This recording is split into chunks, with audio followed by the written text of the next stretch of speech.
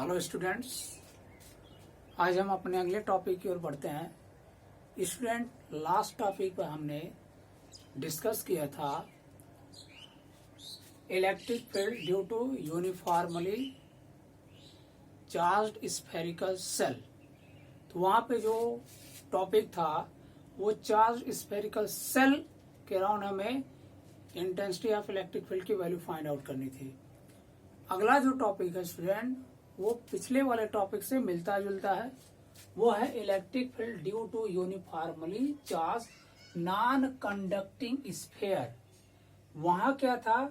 Uniformly charge spherical cell था और यहाँ पे नॉन कंडक्टिंग स्फीयर है। डिफरेंस यही है। तो थोड़ा सा ही अंतर होता है। अगर आपको पिछला टॉपिक क्लियरली समझ में आ गया होगा तो इस टॉपिक में ज्यादा कुछ समझना नहीं है। बस एक ही टर्म आएगा, डेंसिटी का मैटर आएगा, तो वो देखा जाएगा अभी। तो हम क्या करेंगे स्टूडेंट, सबसे पहले हमें कंसीडर करना है एक नॉन कंडक्टिंग स्फेरिकल सेल। मान लिया जा रहा है कि एक, first of all we consider a non conducting spherical shell. Consider कर लिया गया। अब इसका सेंटर और रेडियस ये मानना पड़ेगा, है ना।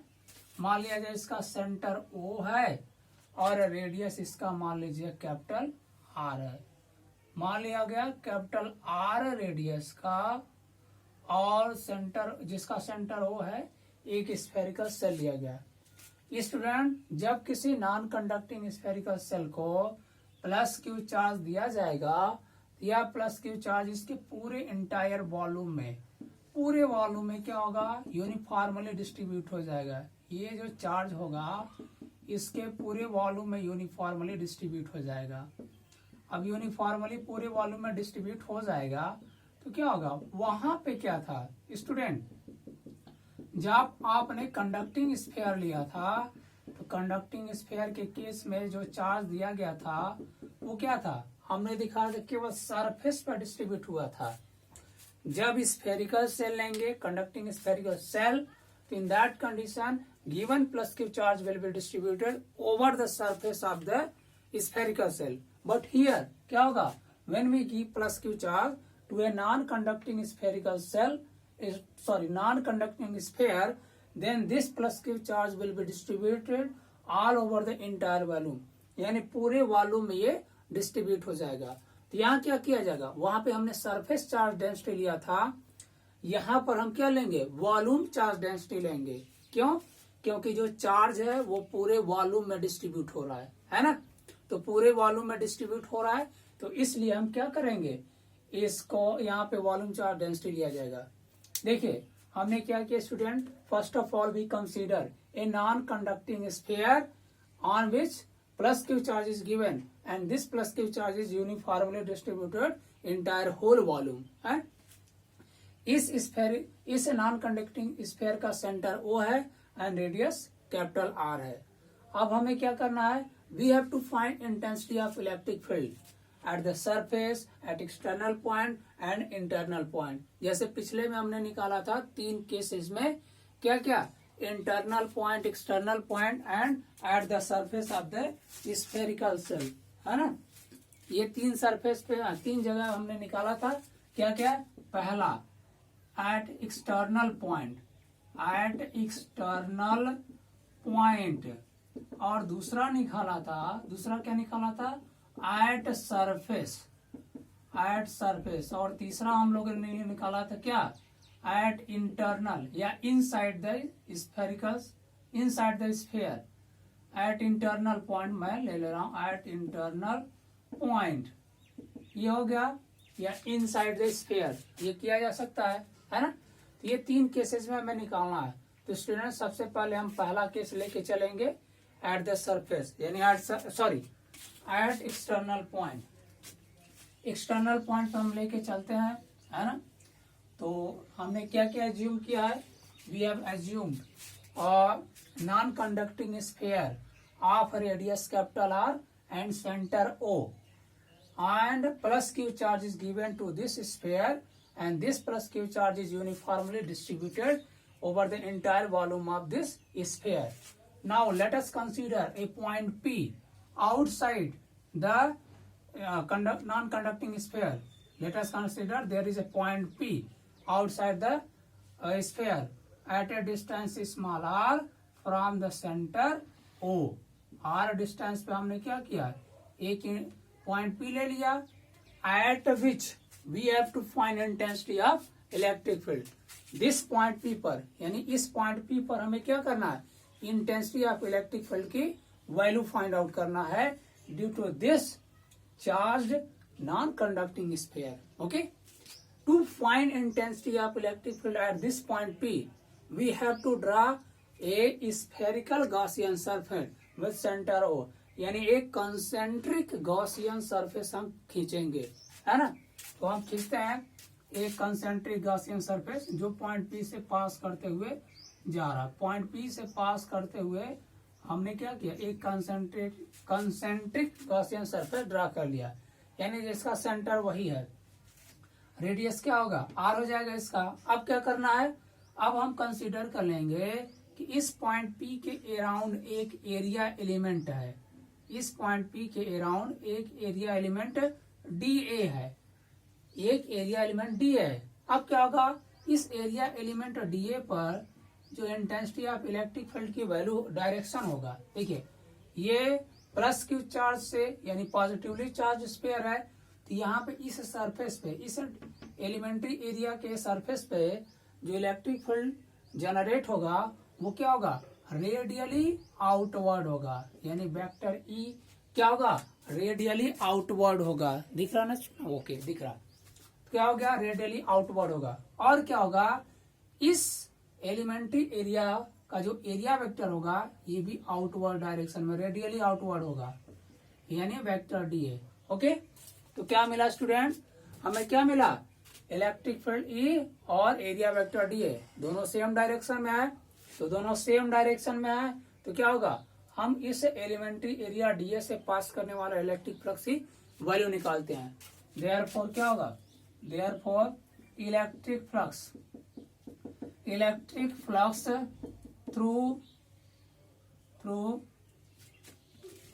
Flux through area element d है, क्या हो जाएगा, d phi is equal to vector E dot vector D A.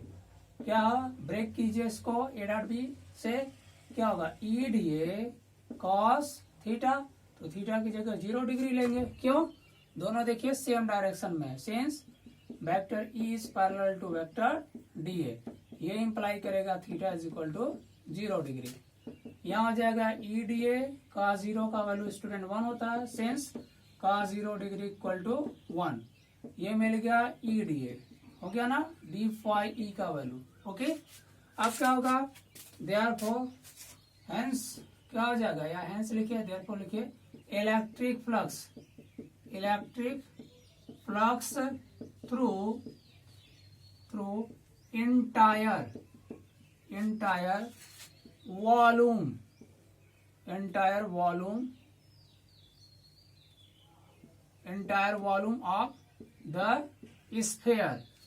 entire volume of the sphere. क्या आ जाएगा स्टूडेंट, टोटल इलेक्ट्रिक फ्लक्स क्या हो जाएगा, phi E is equal to close integral D phi E. अब डी फाई की value रखिए, close integral D phi की वैल्यू देखिए, यह है ई डी ए, रखा जाए यहाँ से, ई बाहर निकल जाएगा, क्लोज इंटीग्रल डी ए ई इंटू ये क्लोज इंटीग्रल डी ए क्या होगा, ये क्या होगा, ये टोटल सरफेस एरिया जो है गॉसियन सरफेस है ना, गॉसियन स्फीयर आप इसको बोल सकते हैं, गॉसियन स्फीयर बोला जा सकता है इसको.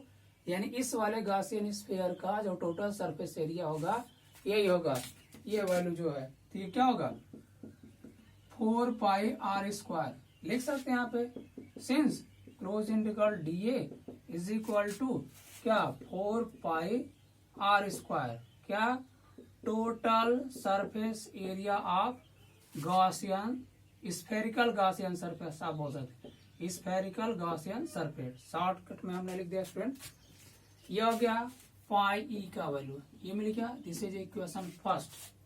But according to Gauss theorem आप क्या जानते हैं, according to Gauss theorem student हमें पता है, but according to Gauss theorem, according to Gauss theorem दिखेगा नीचे student, according to Gauss theorem देखते हैं एक बार। According to Gauss theorem okay दिख रहा है। अकॉर्डिंग टू गॉस थ्योरम क्या होगा, pi is equal to Q upon epsilon naught. This is equation second. अब क्या होगा, इक्वेशन फर्स्ट और इक्वेशन सेकंड से हम यूज कर लें। देखिए इक्वेशन फर्स्ट और सेकंड से देखा जाए क्या मिलेगा। थोड़ा सा इसको शार्ट में कर दे रहा है, इसमें यहाँ ये अपना सरफेस इस थोड़ा सा ऐसे कर दे रहे हैं, ठीक। वह अंडरस्टूड है, चलिए सही बना दे रहे हैं, ठीक। अब क्या होगा स्टूडेंट, समीकरण 1 तथा 2 से हेडिंग को थोड़ा सा इरेज कर दे रहा है, ऊपर काम बन जाएगा। क्या हो जाएगा, from equation 1 and 2, sorry from equation 1 and 2 we get, क्या मिल जाएगा स्टूडेंट, पाई ई यानी ई इंटू 4 स्क्वायर। और ये देखिए दोनों का लेफ्ट हैंड साइड इक्वल है, तो दोनों का राइट हैंड साइड भी तो आपस में इक्वल हो जाएगा। क्या हो जाएगा, यानी E into 4 R square is equal to Q upon epsilon naught, है ना। ये 4 आर स्क्वायर इधर लाइए, तो यहाँ मैं लिख दे रहा हूँ, ये फिगर से तो आप अंडरस्टूड कर लिए। तो इस स्टेप के बाद हम यहाँ लिख दे रहे हैं, दिखेगा आपको, यहाँ लिख दे रहे हैं ई इज इक्वल टू, देखिए 4 आर स्क्वायर इधर आएगा, तो 4 के साथ एप्सिलॉन नॉट को ले लीजिए, तो 1 अपॉन 4 एप्सिलॉन नॉट और क्यू अपॉन आर स्क्वायर। ये क्या स्टूडेंट, फार्मूला आ गया। क्या, इस non conducting charge uniformly charge sphere से सेंटर से स्मॉल आर डिस्टेंस पर अगर कोई पॉइंट पी है, तो वहां पे इंटेंसिटी ऑफ इलेक्ट्रिक फील्ड की जो वैल्यू होगा ये होगा, है ना, E is equal to 1 upon 4 epsilon naught Q upon R square, ठीक है। अब देखिए स्टूडेंट, अब क्या किया जाए, एक टर्म और है, अगर इसका वॉल्यूम चार्ज डेंसिटी रो है, इस नॉन कंडक्टिंग स्फीयर का जो यूनिफॉर्मली चार्ज है, अगर इसका वॉल्यूम चार्ज डेंसिटी रो है, तो क्या हो जाएगा, वॉल्यूम चार्ज डेंसिटी क्या होगा, चार्ज पर यूनिट वॉल्यूम बताएं, इधर का इरेज कर दे रहा है, चार्ज पर यूनिट वॉल्यूम, देखा जाए इसको, चार्ज पर यूनिट वॉल्यूम। यहाँ इससे हम फिर कैलकुलेट करते हैं आगे इसको, इसी फार्मूले को हम सरफेस वॉल्यूम चार्ज डेंसिटी के टर्म में लिखें तो क्या होगा, इफ, यहाँ देखिए, if rho be the volume charge density of sphere, then क्या हो जाएगा student, rho is equal to Q upon we.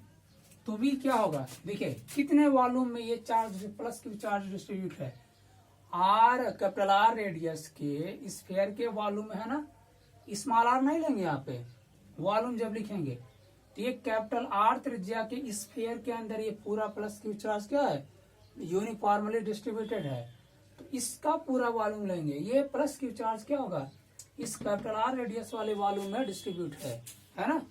क्या लेंगे, क्यू अपॉन 4/3 वॉल्यूम, देखिए स्फीयर का वॉल्यूम क्या आता है 4/3 पाई, यहाँ कैपिटल आर क्यू हो जाएगा, ठीक। तो क्यू इज इक्वल टू क्या हो जाएगा student, Q is equal to 4/3 pi R cube into rho, using value of Q in above result,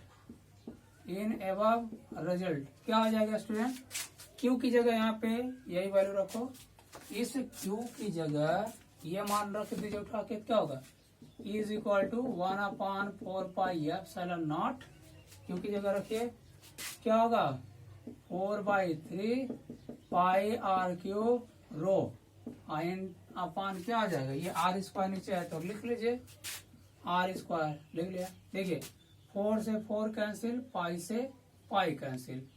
अब क्या करें, सिग्मा और एप्सिलॉन नॉट 3, सिग्मा सॉरी रो को 3 और एप्सिलॉन नॉट नीचे ऐसे आ जाएंगे, 3 एप्सिलॉन नॉट आ गए। यहाँ आर क्यूब और नीचे R square, R cube R square. ये आया इंटेंसिटी ऑफ इलेक्ट्रिक फील्ड का value in terms of volume charge density. ये भी फार्मूला कहीं अप्लाई करना पड़ेगा, कहीं ये भी फार्मूला अप्लाई करना पड़ेगा। तो ये था, क्या होगा, at external point at a distance R from the centre O of the non conducting charge sphere, uniformly charge sphere. तो ये मिल गया। पहला केस में हमने दोनों टर्म में फार्मूला यानी फार्मूला को चार्ज और वॉल्यूम चार्ज डेंसिटी दोनों के टर्म में हमने निकाल लिया। ठीक, अब स्टूडेंट दूसरा वाला रिजल्ट हमको प्रूव करना है एट सरफेस। एट सरफेस अगर आ जाए तब क्या होगा, एट सरफेस है ना, एट सरफेस ये मिटाते हैं, एट सरफेस। बस दोनों रिजल्ट ही नहीं मिटाएंगे क्योंकि हमें दिखाना इसी का यूज करना है। देखिए at surface, second case at surface क्या हो जाएगा स्टूडेंट, एट सरफेस। अभी क्या, if point P lies at the surface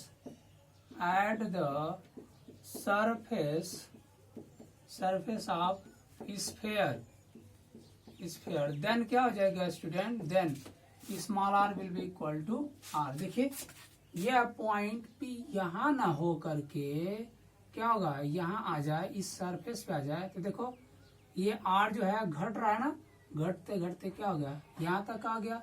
तो ये क्या होगा, ये भी तो आ रही होगा।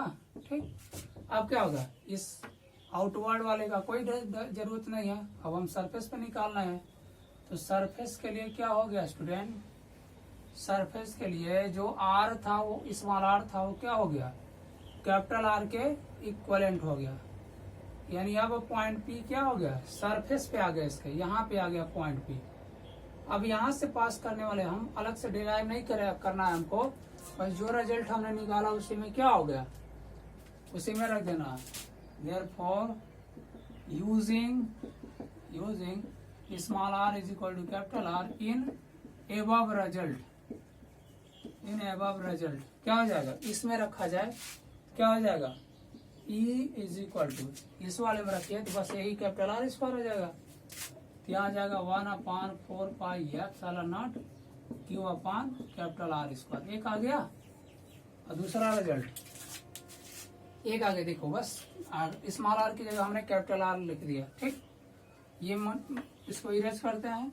अब इसके बाद देखिए एंड दूसरे वाले रिजल्ट में यहाँ पे भी देखिए स्मॉल आर की जगह कैपिटल आर रखो, तो कैपिटल आर रखेंगे तो क्या मिल जाएगा स्टूडेंट, कैपिटल आर रख दीजिए। ठीक, क्या हो जाएगा, ये आर स्क्वायर था ना।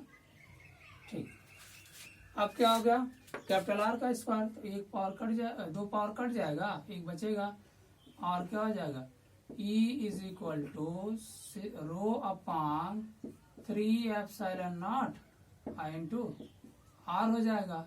ये मिल गया आपको। ठीक, ये आपका दोनों केस में हमने निकाला है, दो केस में आपको बता दिया। ठीक है ना, एट सरफेस पे, एट एक्सटर्नल पॉइंट। अब एक बचा है इंटरनल पॉइंट वाला, है ना।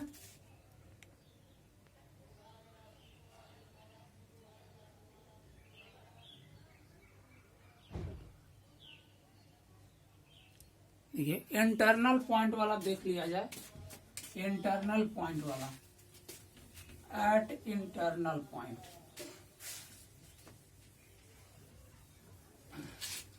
नेक्स्ट देख लिया जाए at internal point, at internal point या इनसाइड द स्फीयर। स्टूडेंट अब क्या किया जाए, अब क्या किया जाए, अब मान लीजिए यह पॉइंट P क्या होगा, इनसाइड में आ गया स्फीयर के। मान लीजिए यहाँ पे आ गया P, पॉइंट P यहाँ पे सिचुएटेड हो गया, इनसाइड में ले लिया हमने पॉइंट P को। तो अब इस पॉइंट P से पास करने वाला एक गॉसियन सरफेस ले लीजिए। ये इसका रेडियस यहाँ से स्मॉल r है, ठीक है। ये टोटल कैपिटल R, यहाँ तक स्मॉल r है। देखिए पूरे वॉल्यूम में क्यू चार्ज डिस्ट्रीब्यूट है, लेकिन अब स्मॉल अगर पॉइंट P इन साइड में आ गया तो विषय से पास करने वाला गॉसियन सरफेस जब ड्रा करेंगे क्या होगा, तो कुछ चार्ज इधर है और इसके इन साइड में कुछ ही चार्ज, कुछ इसके बराबर नहीं होगा, इससे कुछ कम होगा। तो हम मान लेते हैं इसके इन साइड में क्यू डैश चार्ज है ना। तो क्यू डैश चार्ज है तो क्या हो जाएगा, देखिए यहाँ पर भी आप क्या करेंगे, एक एरिया एलिमेंट डीए मानेंगे, डीए मान लिया गया पॉइंट पी के अराउंड। तो यहाँ पे इलेक्ट्रिक फील्ड का भी डायरेक्शन बाहर की तरफ होगा और डीए का भी डायरेक्शन क्या होगा, बाहर की तरफ होगा। तो इसे एलिमेंट्री एरिया से पास करने वाला इलेक्ट्रिक फ्लक्स क्या होगा, एलिमेंट्री एरिया से पास करने वाला electric flux D phi is equal to क्या होगा, ई डॉट डी ए, पिछले वाले की तरह क्या होगा, E D A cos 0 degree, since क्या हो जाएगा, vector E is parallel to vector D A. ये इम्प्लाई करेगा theta is equal to 0 degree. E D A का 0 डिग्री का वैल्यू 1, सेंस का 0 डिग्री इज इक्वल टू 1 होता है। ई डी ए आ गया ना, ये आ गया D phi is equal to, therefore क्या होगा, total electric flux, total electric flux through Gaussian surface क्या हो जाएगा, गॉसियन सरफेस यहाँ मान लेंगे, चलिए ठीक, कोई दिक्कत नहीं। Phi E is equal to क्या हो जाएगा, close integral D phi E, close integral D phi का वैल्यू रखो, ई डी ए हो जाएगा ना, क्लोज ई बाहर निकाल लीजिए, क्या आ जाएगा, क्लोज इंटीग्रल डी ए, इसका वैल्यू क्या आ जाएगा स्टूडेंट, दिखेगा ना, यहाँ पे दिख रहा होगा, हाँ दिखेगा, ए इंटू ये क्या हो जाएगा।